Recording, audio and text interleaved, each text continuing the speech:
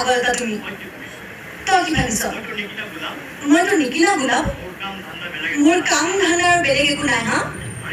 আৰে মই ফোন কৰিছো কিয় পৰীক্ষালৈ এতিয়া 40 মিনিট আছে তো 40 মিনিট আছে তো এইখিনি সময়ত তই পোছাকি সলাবিনে ভাত চাহ খাবি হা মই কি হলো ভাষা খাবলৈ আহিছো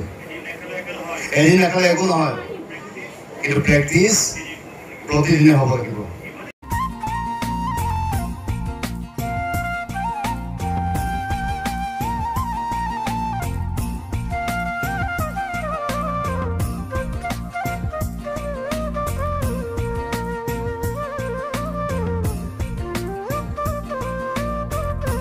मेरे प्यारे भाइयों और बहनों चलिए शुरू करते हैं आज का वीडियो এতিয়া মই আছো ৰাণীত আৰু ৰাণীৰ পৰা গৈ আছো নাৰাগাঁও আজি আছে আমাৰ অসমৰ এখন ব্যয়বহুল আৰু এখন পুৰণি ভ্ৰাম্যমান গোষ্ঠী আৰু হেয়া হল ৰাজতিলক থিয়েটাৰ আজি আছে ৰিহাৰ্সেল ওপেনিং মোৰ পিছফালে এইবিলাক গোটেই ৰাণীৰ পাহাৰ পথাৰত খেতি চেতি কৰি আছে খুব ধুনীয়া নাজাৰা তাত আছো আপোনালোকে চাব ভিডিঅ'টো চাই বহুত বেছি ভাল লাগিব আৰু এবাৰ ৰাজতিলক থিয়েটাৰ 2024 আৰু 25 নাট্যবৰ্ষত আছে আৰু ভ্ৰাম্যমান জগতৰ মানে খুব জনপ্ৰিয় অভিনেতা অভিনেত্ৰী এজন হল ৰাগনিতম আৰু মন্তিকা বা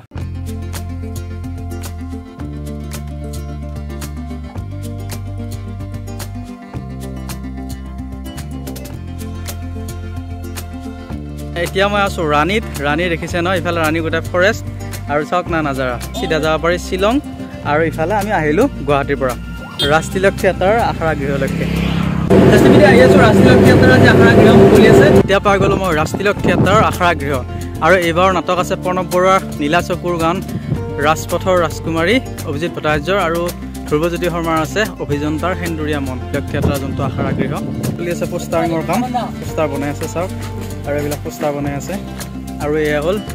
ৰাজতিলক থিয়েটাৰ আখৰা গৃহ পিছফালে গোটেই ধুনীয়া পথাৰ আৰু খুব ধুনীয়া এটা পৰিৱেশত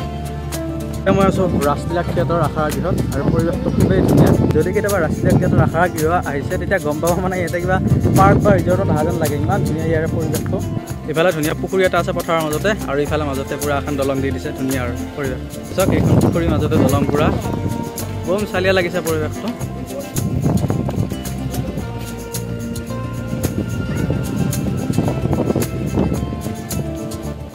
দূৰৰ পৰা দেখি আছিলোঁ এটা চাংঘৰ আৰু ওচৰৰ পৰা চাবলৈ খুবেই মন গ'ল আৰু সেইকাৰণে গৈ আছোঁ এতিয়া চাংঘৰটো চাবলৈ ধুনীয়া ফুলনি ওপৰতো ফুলনি ছাইডতো ফুলনি ছাইডত এটা পুখুৰী আৰু চাৰিওফালে পাহাৰ দূৰণিত আছে আৰু লগতে ওচৰতে আছে ধুনীয়া পথাৰবোৰ ইয়াতে আহি আপোনালোকৰ এনেকুৱা লাগিব এখন যেন পুৰা দামী ৰিজৰ্টত আহিছোঁ তেনেকুৱা লাগিব ৰাজতিলক থিয়েটাৰ আখৰা গৃহত অহাৰ পিছত পিছফালে আহিলে আপোনালোকৰ তেনেকুৱা এটা ফিল হ'ব আৰু চাওক পুখুৰীটো খুব ধুনীয়া ডাঙৰ আৰু পুখুৰীৰ পৰা ধুনীয়া কল আছে নাৰিকল আছে আৰু ধুনীয়াকৈ নেমু চেমু লগাইছে খুব ধুনীয়া আৰু এই ঘৰটো দেখিছে ন এইটো ঘৰটোত যেতিয়া আৰ্টিষ্টবিলাক আহে ডাঙৰ চেলিব্ৰিটিবিলাক আহে চেলিব্ৰিটিবিলাকে আহি ইয়াতে ৰেষ্ট লয় আৰু ৰেষ্ট লোৱা ঘৰটো ধুনীয়া ভিতৰতে এচি চব আছে আৰু ধুনীয়া আৰু এইটোৱে হ'ল মোৰ আকৰ্ষণৰ কেন্দ্ৰবিন্দু হৈ থকা চাংঘৰটো আৰু চাংঘৰটোত আহিলোঁ দেখিয়েই ভাল লাগিছে গোটেইবিলাক কাঠেৰে বনাইছে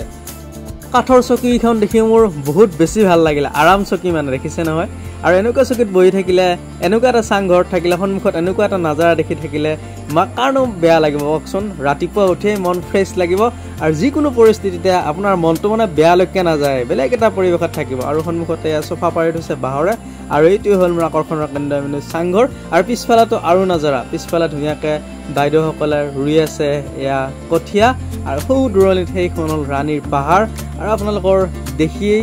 যেতিয়া আহিব নিজৰ চকুৰে মোৰ কেমেৰাত দেখিছে নিজৰ চকুৰে আহি যেতিয়া আৰু ওচৰৰ পৰা দেখিব আপোনালোকৰ মনটো বেলেগ এটা উলাহত বেলেগ এটা ফূৰ্তিত নাচি উঠিব মোৰ কিন্তু বহুত বেছি ভাল লাগিছে মনটো এতিয়া মই আছোঁ ৰাজতিলক থিয়েটাৰ আখৰা গৃহত আৰু ধুনীয়া এটা পৰিৱেশ মানে ইয়াতে আহিলে এনেকুৱা লাগিব আপুনি যেন কিবা এখন পুৰা লাক্সাৰী ৰিজৰ্টত আহিছে তেনেকুৱা লাগিব আৰু সঁচাকৈ মানে আখৰা গৃহটো খুব ধুনীয়া পৰিৱেশ ৰাজতিলক থিয়েটাৰৰ নাম কৰিছে আজি আখৰা গৃহ যিটো মুকলি ৰাজতিলক থিয়েটাৰ আখৰা গৃহ এটা বৃহৎ আখৰা গৃহ চাওক গাড়ী গোটেই ৰাজতিলক থিয়েটাৰৰ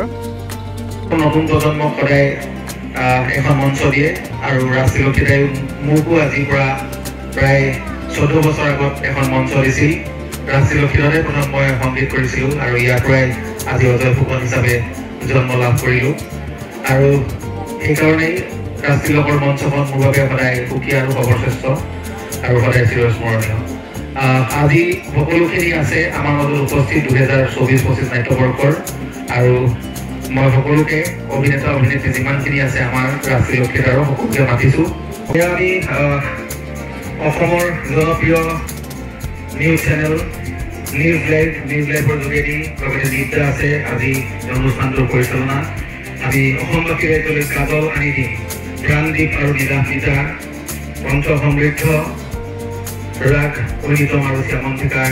ৰোমেণ্টিক জ্যোতিৰে যিটো গীত আমি ভিডিঅ' হৈছে গানটো, আৰু আমি আনুষ্ঠানিকভাৱে আজি অডিঅ'টো মুকলি কৰিছোঁ। ল'ৰা ধেমেলি বিয়া হৈছে নেকি?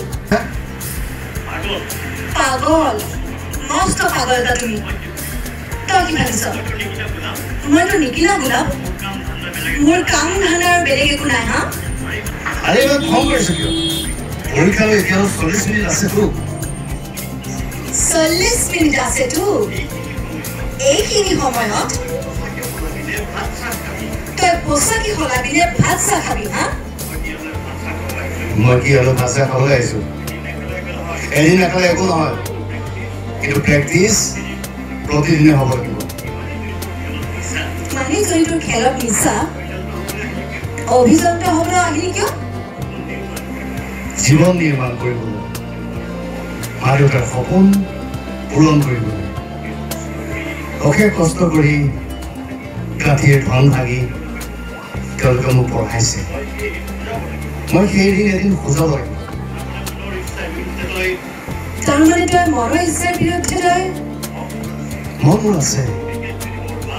ক্ৰিকেট যদি মোৰ মা, ইঞ্জিনিয়াৰিং কলেজ মোৰ দেউতা, দুইজনেই মোৰ সেন্দুৰীয়া মনৰ দৃশ্যমান ভগৱান। Thank you. কি বিগৌৰৱ আন কাৰোবাৰ কথা কামৰ ওপৰত ভিত্তি কৰি প্ৰমোযোগী ভাবা। মোৰ এই বুকুখনৰ ভিতৰত কি আছে সেয়া আমি নাজানিলো, তুমি জানিবাই ভাবিছিলা। মোৰ এইটো দুৰ্ভাগ্য নাজানো। তুমি বুলি পাতো, বেয়া নাপাতো, কিন্তু যোৱাৰ আগত আকৌ কৈছো, কাৰোবাক ভাল পালে বিশ্বাস কৰিব শিকিবা।